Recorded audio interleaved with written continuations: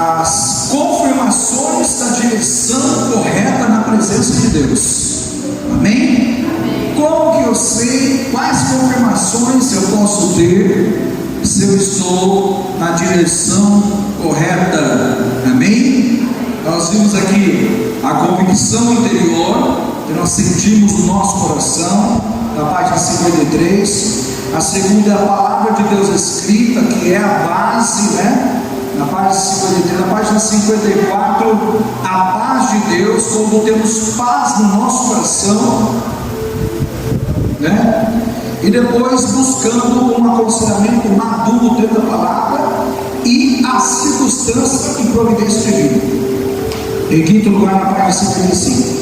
E agora a página 55, aqui a sexta confirmação de que nós estamos na direção correta, é a confirmação profética. Amém? Glória a Deus. Vamos lá então. Às vezes uma declaração profética pode ser dada a alguém para confirmar algo que já foi recebido do Espírito.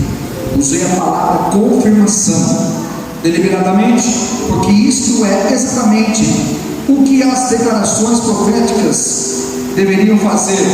Elas deveriam servir para confirmar algo que alguém já recebeu de Deus em seu espírito.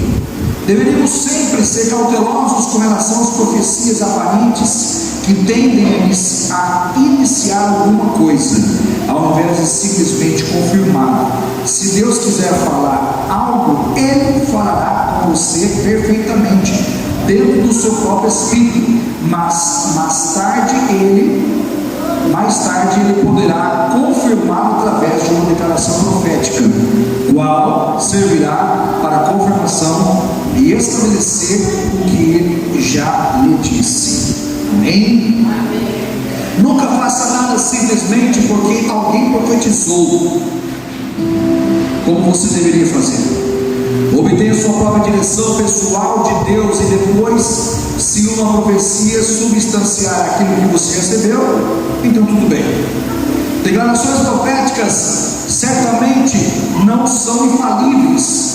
O elemento humano envolvido nas declarações proféticas faz com que elas sejam falíveis. O Espírito Santo, o qual as origina, é perfeito, mas as pessoas que declaram são imperfeitas. Muitos cristãos reverenciam as profecias como se o próprio Deus estivesse falando no céu.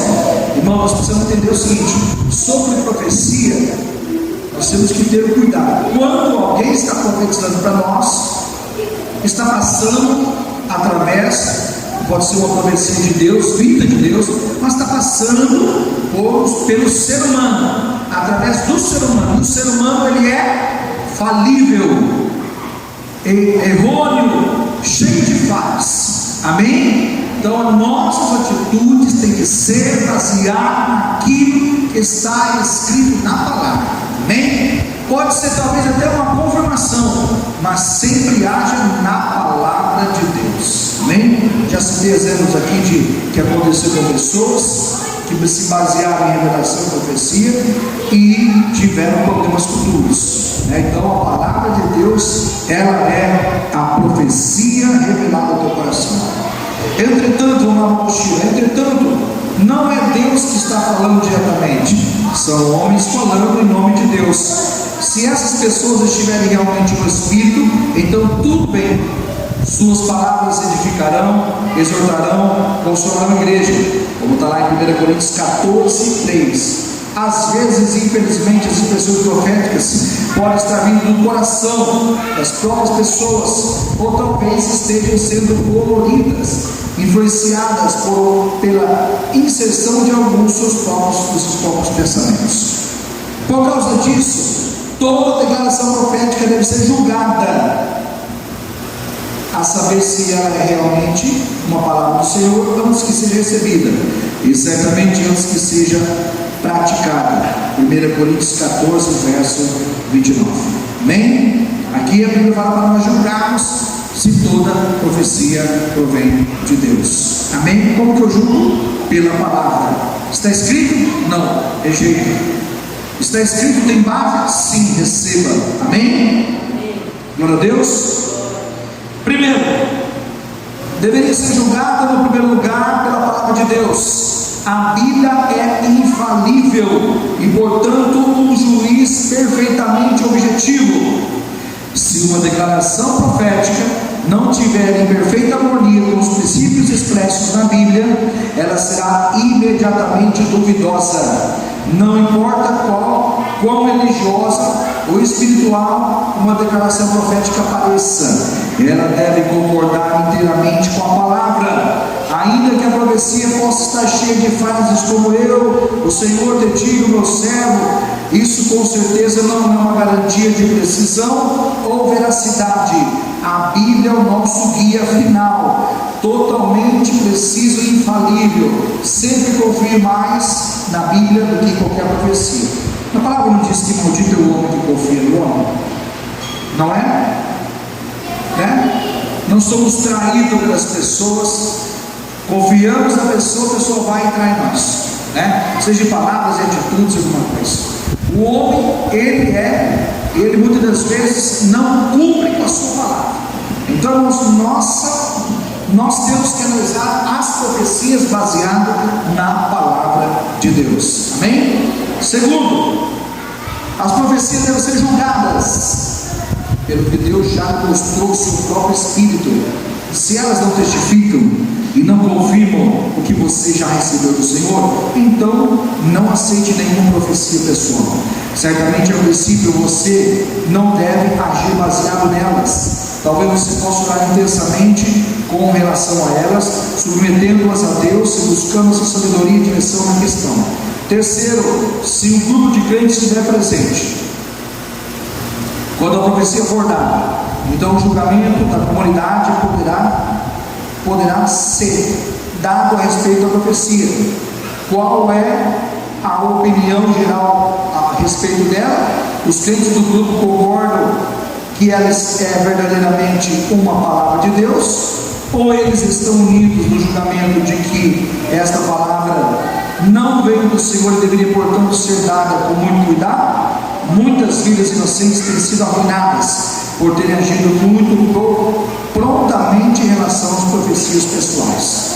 Amém? Então, a palavra de Deus é a base.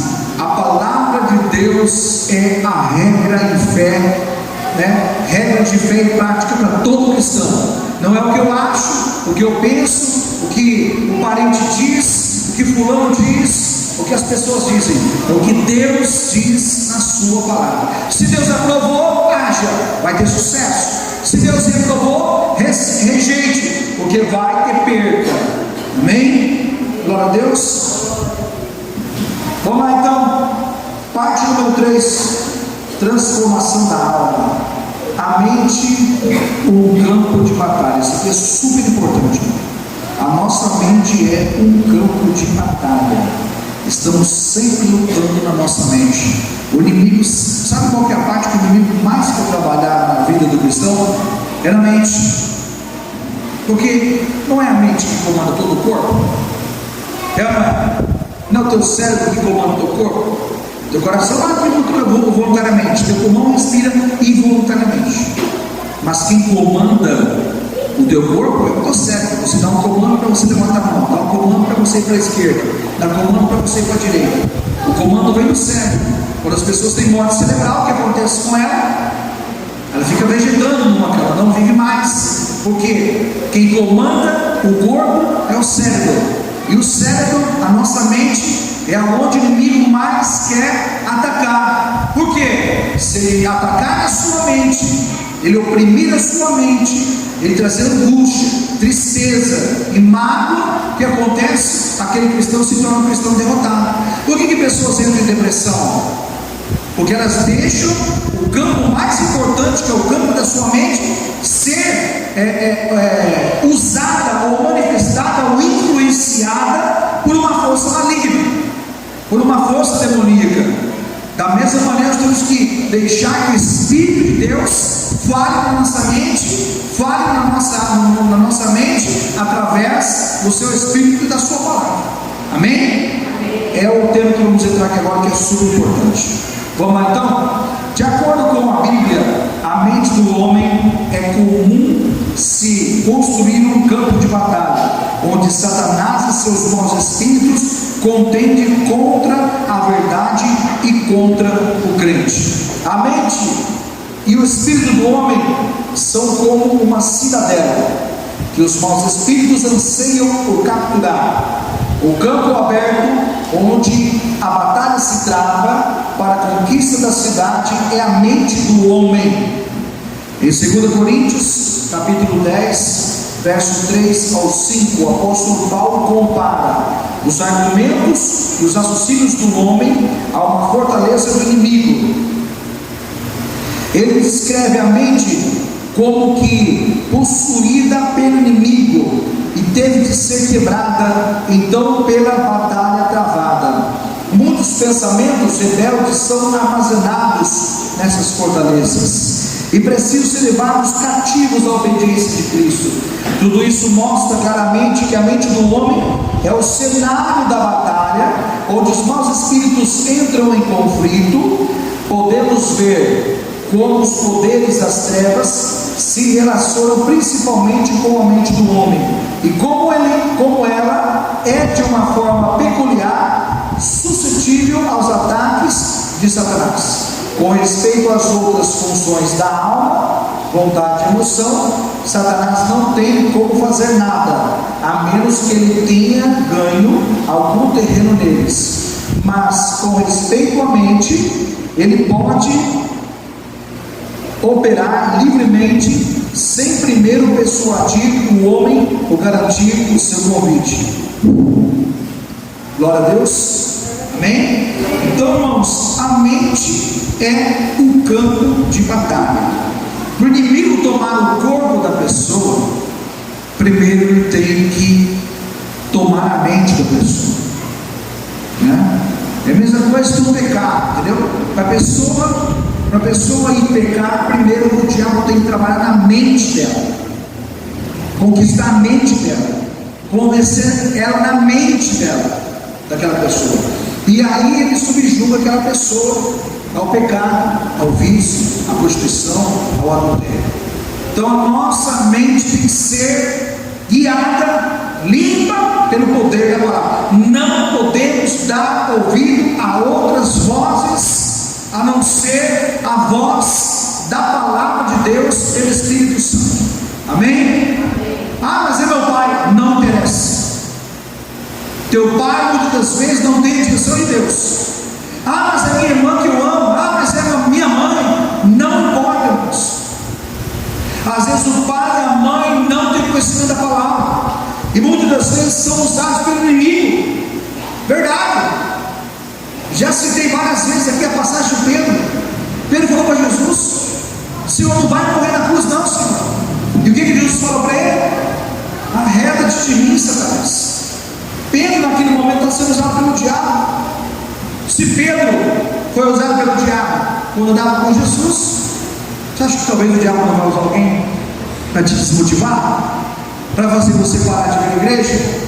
Para você abandonar a sua fé? Para te conduzir a pecar? Um amigo de companheiro de trabalho, companheiro de escola, irmão, amigo verdadeiro, e amigo verdadeiro, irmão, é Jesus. Amigo verdadeiro é Jesus, ou aquele irmão realmente que é de Deus, aquela irmã, aquele parente, aquele irmão que é de Deus, porque ele está preocupado com a tua salvação. Ele quer que você seja salvo. Então ele jamais vai te dar uma direção demoníaca, uma direção fora da palavra de Deus. Amém? Então você precisa cuidar da sua mente. O que você... Ah, pastor, mas eu cuido da minha mente. Então, nós cuidamos da nossa mente com aquilo que nós alimentamos. Pelos olhos. Os olhos são a candeia do corpo. Como que você alimenta a sua mente? Como que você alimenta a sua mente? Ouvindo e vendo. Vendo e ouvindo.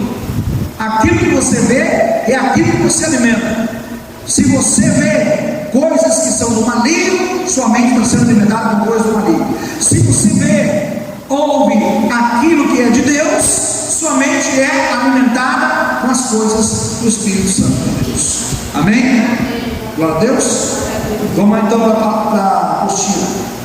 Antes da regeneração, o intelecto do homem o impede a compreender a Deus, é necessário que seu grandíssimo poder destrua os argumentos do homem. Esta é uma obra que deve ocorrer na hora do novo nascimento, o que acontece na forma de arrependimento. Mas mesmo depois do arrependimento, a mente do crente não é totalmente liberada do ataque de Satanás. Ele vai continuar agindo. Amém? Então, um exemplo: a pessoa vem e se converte, ou a pessoa vem para o culto, ouve a palavra, mas a partir do momento que ela sai, a mente dela pode ser atacada por vontades, desejos e objetivos malignos. Então nós temos que cuidar da nossa mente, não só dentro da igreja, mas principalmente lá fora.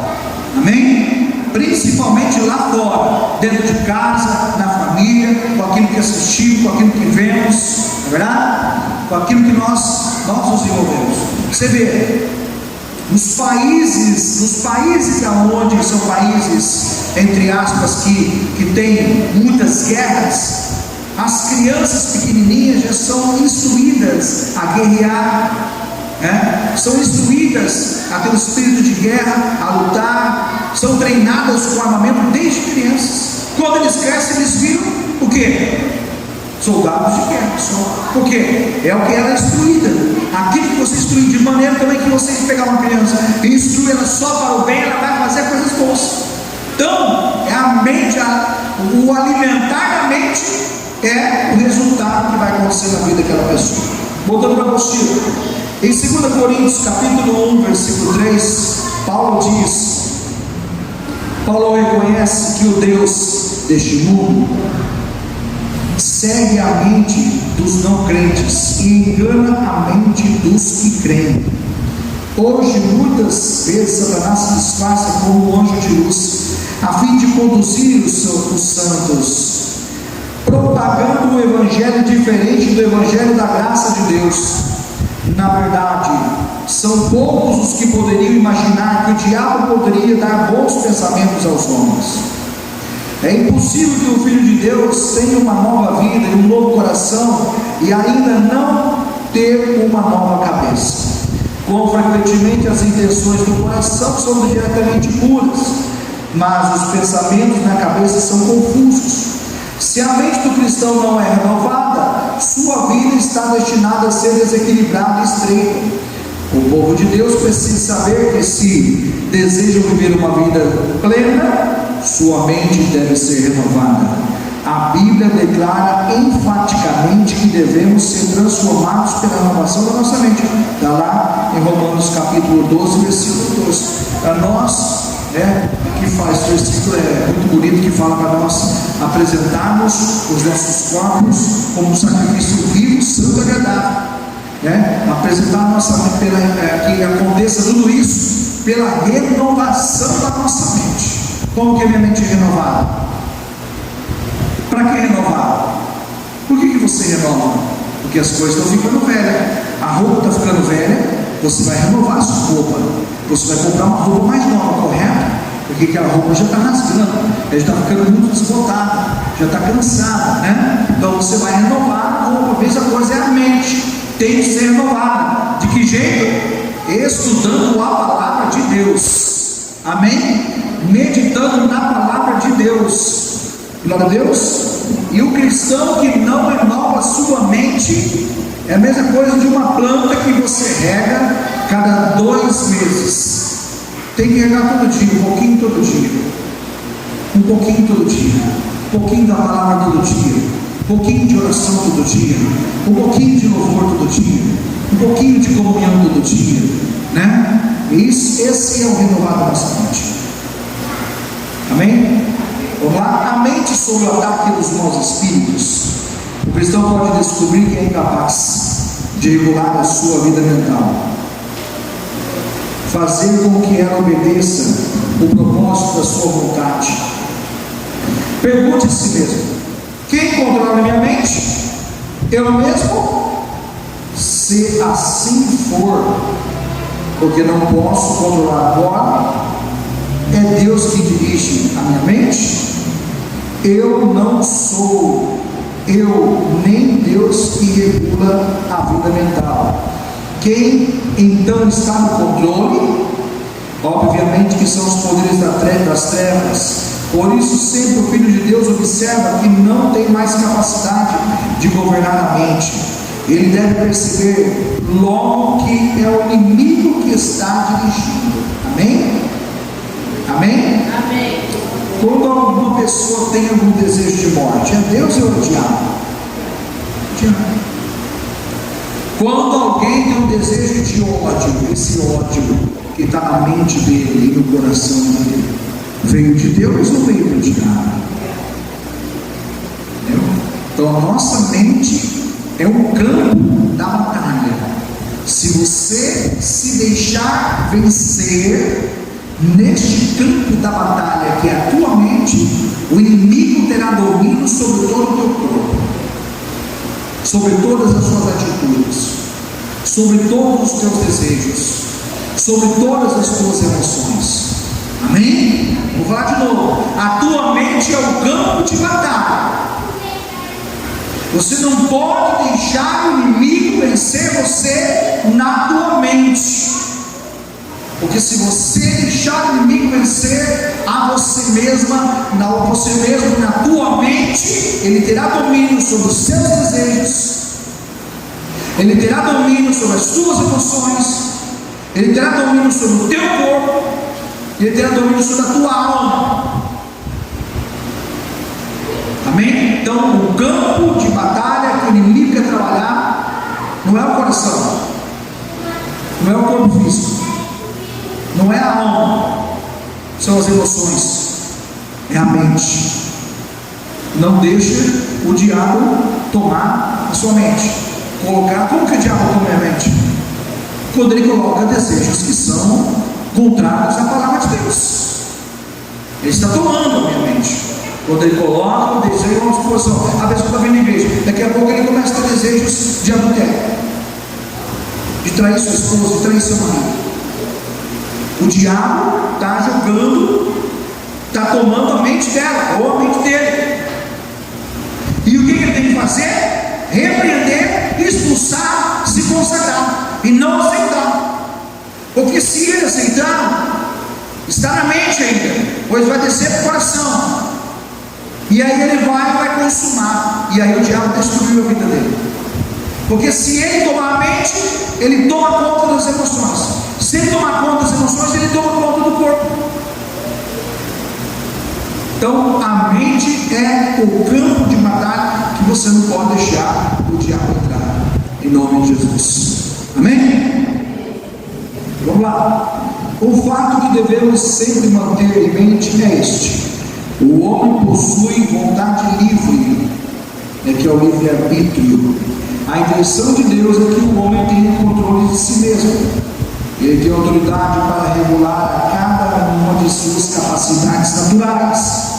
Por isso, todos os seus procedimentos mentais devem estar sujeitos ao poder da sua vontade.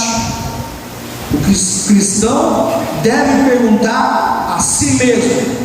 Virei a mochila, página 58. Esses são meus pensamentos? Sou eu quem está pensando?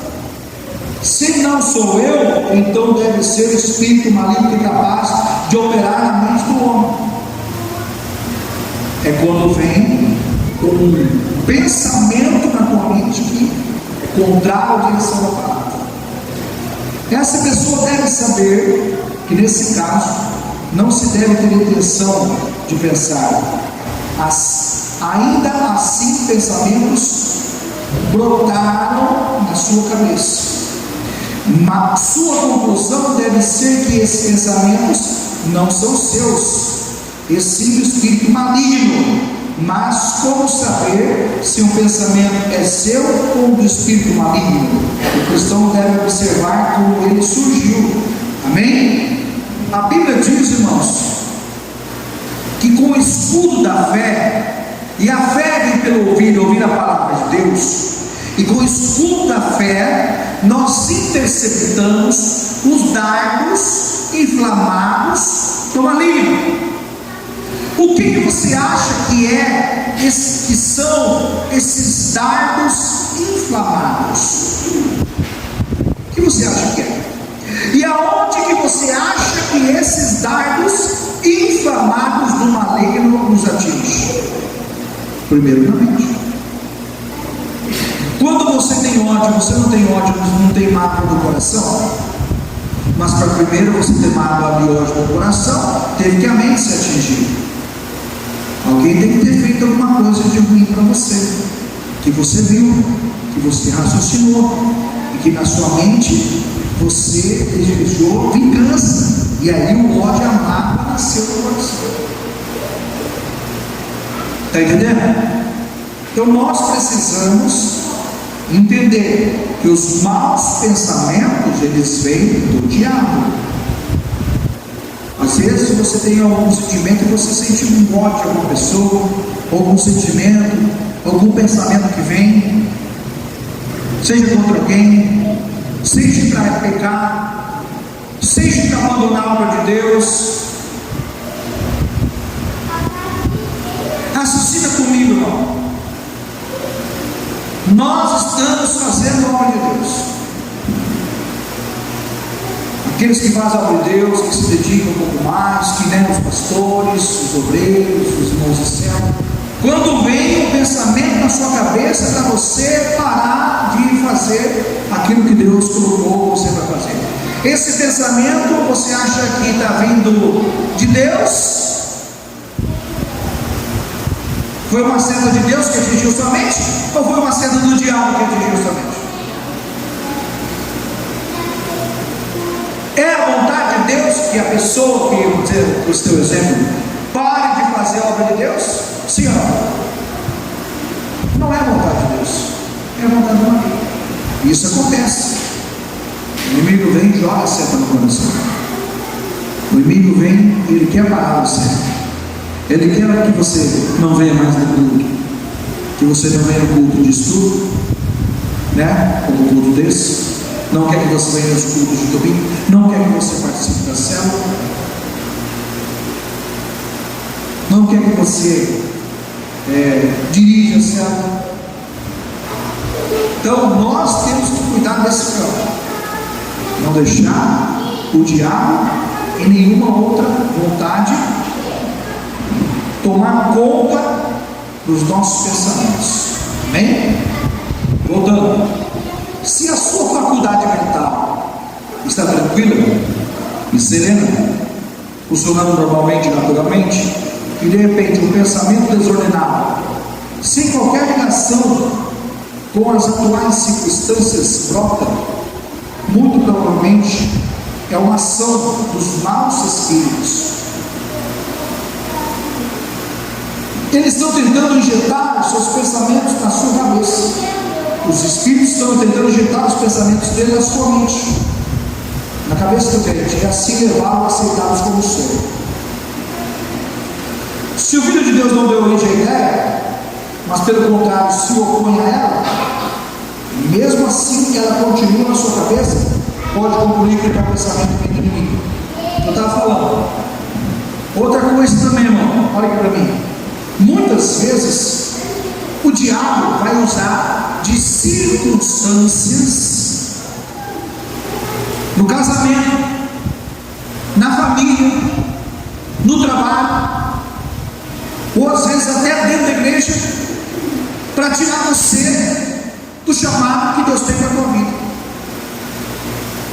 Porque aquela circunstância gera um mal-estar, um problema, uma adversidade, uma luta, uma contenda, um falatório, um mexerico, e aquilo te desmotiva. E agora eu quero fazer uma pergunta para você: a desmotivação em servir a Deus, em orar, buscar a Deus, ou vir à igreja, ou fazer a obra de Deus, ela é proporcionada pela vontade de Deus ou vontade do inimigo? Ela é algo que vem de Deus ou do diabo?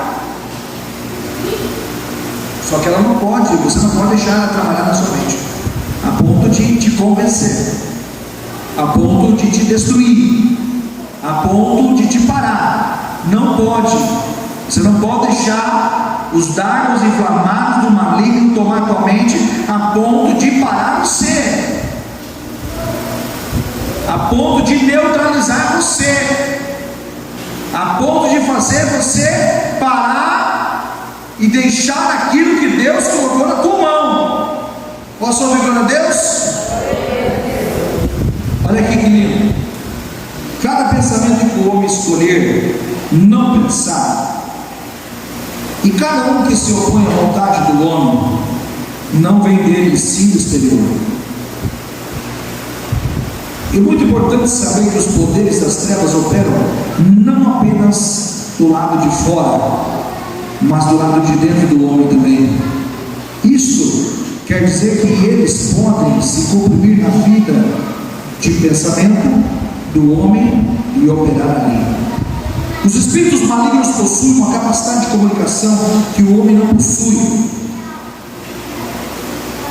Eles podem trabalhar inicialmente na mente do homem e depois alcançar sua emoção e vontade.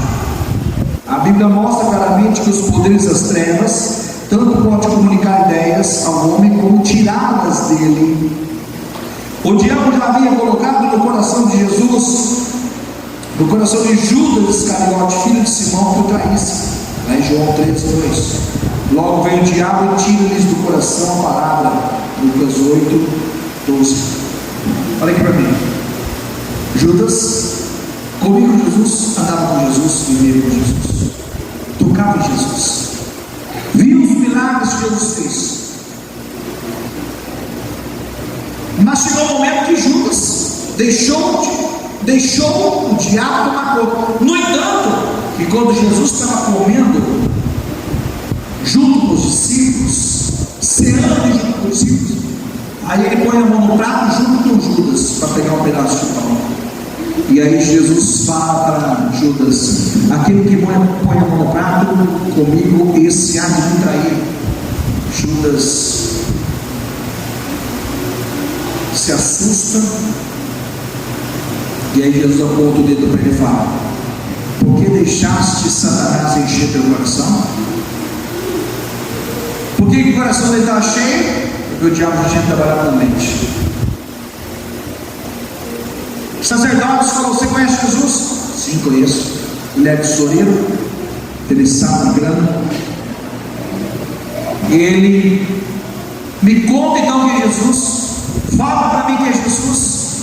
Fechou um negócio com os fariseus da época. Quanto você me paga? 30 moedas de prata.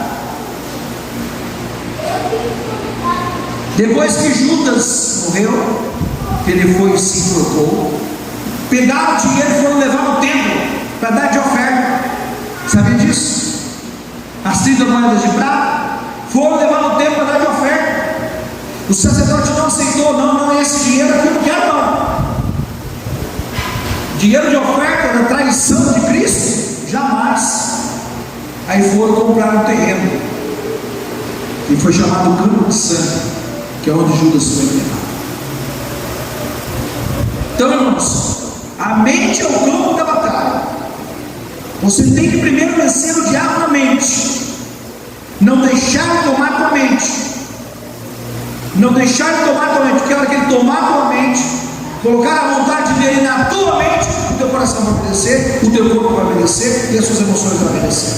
Amém? Então deixa o Espírito Santo de Deus tomar tua mente, a palavra tomar a tua mente ser guiada pela palavra, por mais recado de nenhum homem, desde que pode ser o parente mais chegado, parente de sangue mais chegado, filho, filha, mãe, pai.